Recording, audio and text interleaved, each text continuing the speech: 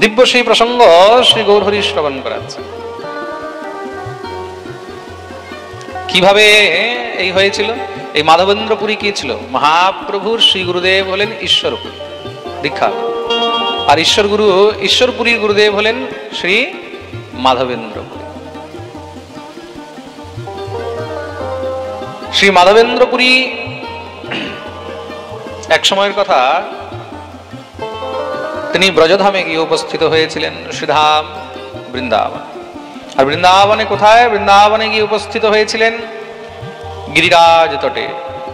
শ্রী গোবর্ধননাথ পাদ যুগলম হ্যঙ্গবীন প্রিয়ম নিত্যম শ্রী মথুরাধিপম সুখকরম শ্রী বিঠ্ঠলেশম মুদা। শ্রী গোবর্ধনের সন্নিকটে গিয়ে উপস্থিত হয়েছেন, দীর্ঘদিন যাত্রা করে সেই গিরিরাজ তটে গিয়ে উপস্থিত হয়েছেন। সেই গিরিরাজ তটে গিয়ে সেখানে শ্রী মাধবেন্দ্রপুরী এক বৃক্ষের নিচে বিশ্রাম করছেন। খুব ক্ষুধা পিপাসা লেগেছে, মনে মনে গোবিন্দকে ডাকছেন। অযাচিত সাধু তো, যেখানে যা পায় তাই গ্রহণ করে নেয়। হঠাৎ করে দেখলো একটি খুব সুন্দর মনোমুগ্ধকর গোপ বালক, এক গোয়ালা এক কমণ্ডলুর মধ্যে দুধ নিয়ে এসে উপস্থিত হয়েছে। বলে, বাবা খুব খিদা লেগেছে না, এই না তোর জন্য দুধ নিয়ে এসেছি, দুগ্ধ পান করে। মাধবেন্দ্রপুরী বললেন, তোমাকে কে পাঠিয়েছে? তুমি কে?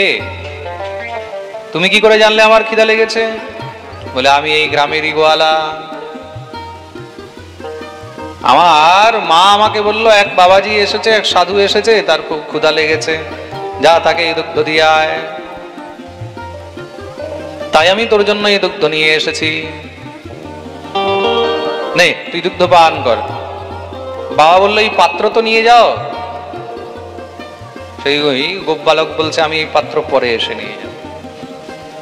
বলে সেই গোপ বালক চলে গেল। আর মহারাজ দেখতে দেখতে সন্ধ্যা হয়ে গেছে, গোপ বালক আর আসে না।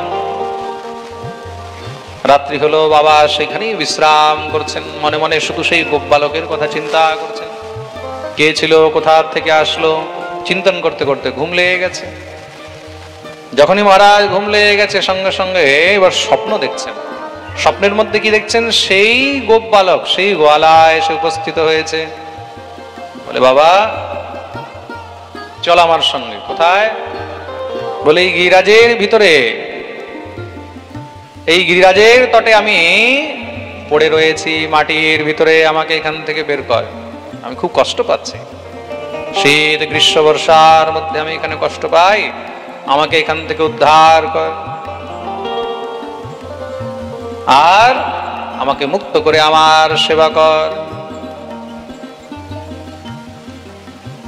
বলে, যখনই সেই বালক অন্তর্ধান হয়েছে, সঙ্গে সঙ্গে মাধবেন্দ্রপুরী চোখ খুলে দেখছেন কেউই নেই। এটা কি আশ্চর্য!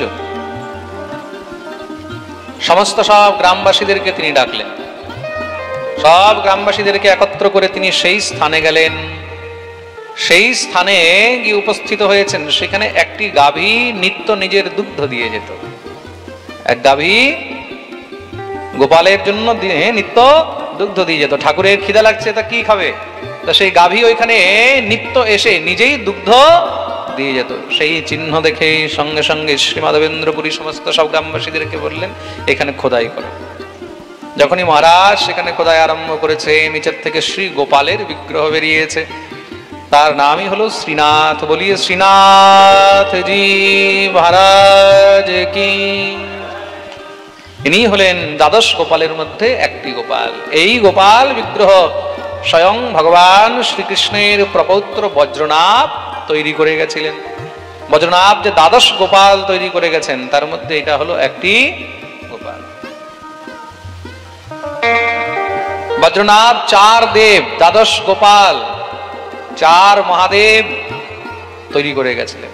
চার দেব কে কে? গোবিন্দ দেব সর্বপ্রথম হলো গোবিন্দ দেব, দ্বিতীয় হলেন বলদেব, তৃতীয় হলেন হরিদেব, আর চতুর্থ হলেন কেশব দেব।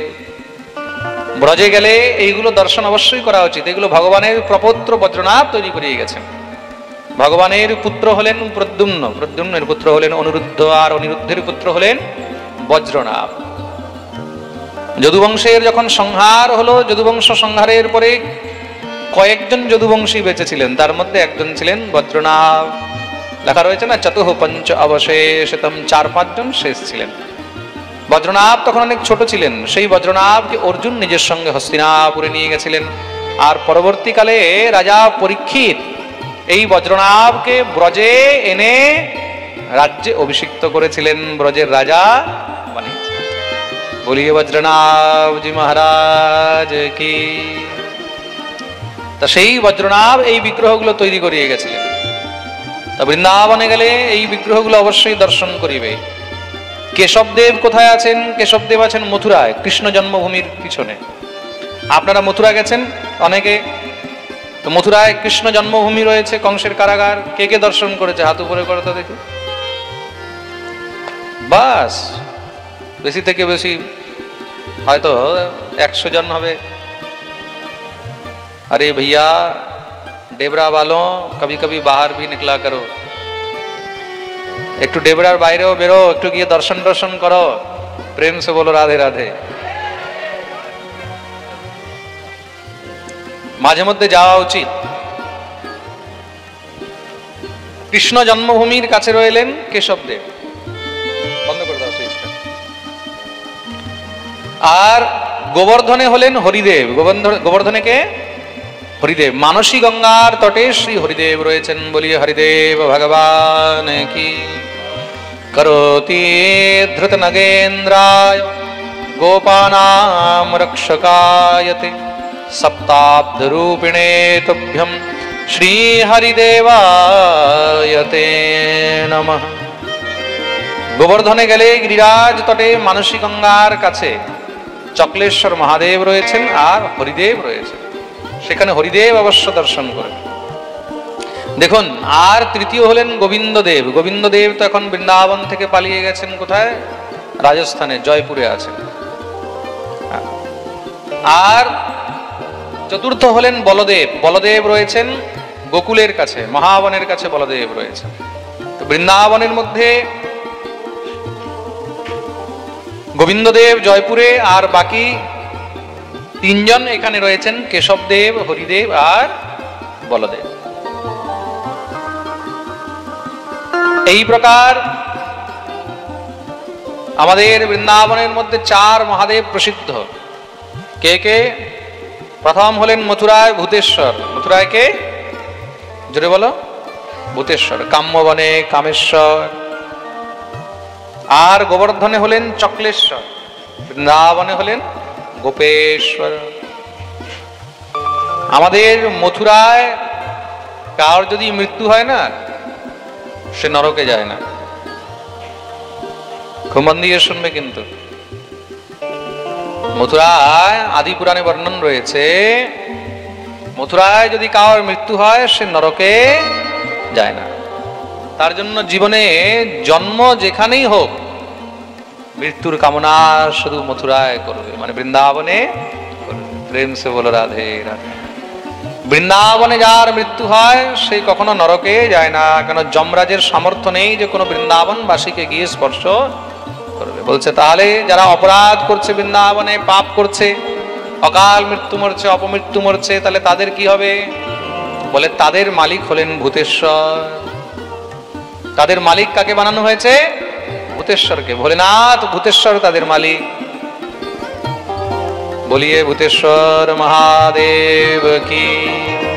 তারপর মথুরায় গেলে সেখানে ভূতেশ্বর মহাদেব অবশ্য দর্শন করবে। কৃষ্ণ জন্মভূমি থেকে বেরিয়েই সামনে হলো ভূতেশ্বর মহাদেব, ভূতনাথ। যারা ভূত হয়ে যায় তাদের মালিক হলো ভূতেশ্বর। তাহলে বলছে তারা যদি ভূত হয়ে যায় তাহলে তাদের উদ্ধার কি করে হয়? বলে ভূতেশ্বর মহাদেব তখন ওই ভূতগুলোকে নিয়ে আলো করে দড়ি দিয়ে বেঁধে টানতে টানতে পুরো 84 ক্রোশ পরিক্রমা করায়। একদম টেনে ছেঁচড়ে ছেঁচড়ে 84 ক্রোশ পরিক্রমা করায়। আর সেই 84 ক্রোশ পরিক্রমা করতে করতে করতে করতে করতে করতে সঙ্গে সঙ্গে সমস্ত পাপ থেকে তাদের উদ্ধার হয়ে যায়।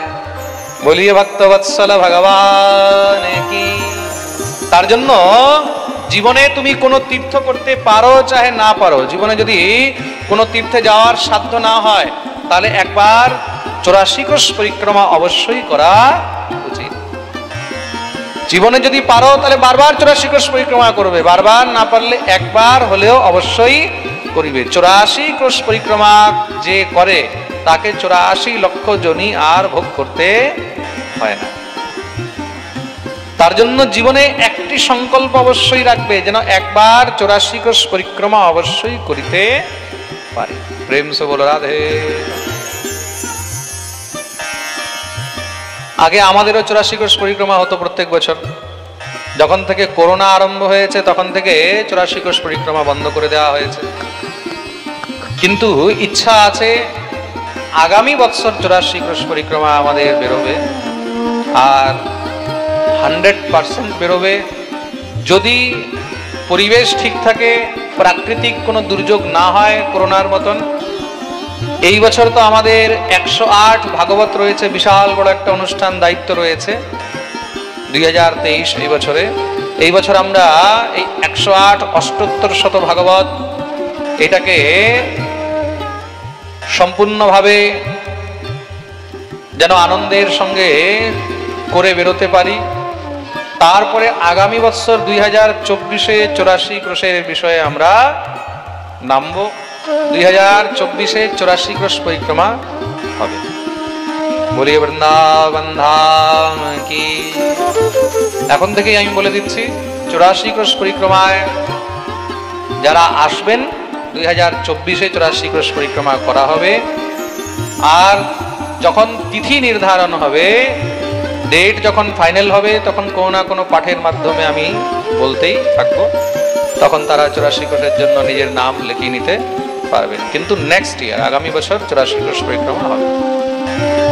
তো বৃন্দাবনের মধ্যে, মথুরার মধ্যে যার মৃত্যু হয় তাকে নরকে যেতে হয় না। তাদের মালিক হলেন ভূতেশ্বর, আর তাদের উদ্ধারের দায়িত্ব কার ঘাড়ে? ভূতেশ্বর বাবার। ভূতেশ্বর বাবা ধরে একদম বেঁধে মহারাজ 84 কোষ। প্রেম সে বলো রাধে। সমস্ত সব গ্রামবাসীরা মিলে মহারাজ শ্রী গোপাল বিগ্রহ উদ্ধার করলেন। দিব্য মহারাজ অভিষেক হলো, ঘরে ঘরে থেকে ব্রজবাসীরা সব দুগ্ধ নিয়ে এসেছেন, মন মন দুধ দিয়ে অভিষেক করা হলো।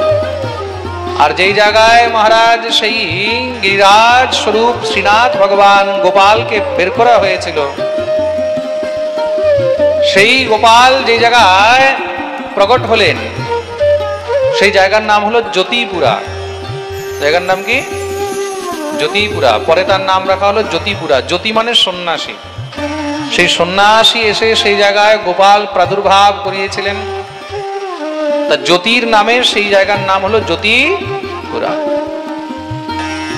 দিব্য মহারাজ সেখানে গোপালের সেবা, শ্রী গোপালের দিব্য মন্দির তৈরি হলো।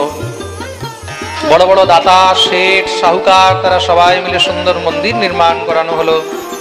নিত্য সেখানে গোপালের ভোগ লাগে। রাজসী ঠাটবাটে সেবা চলছে, রাজসিক সেবা।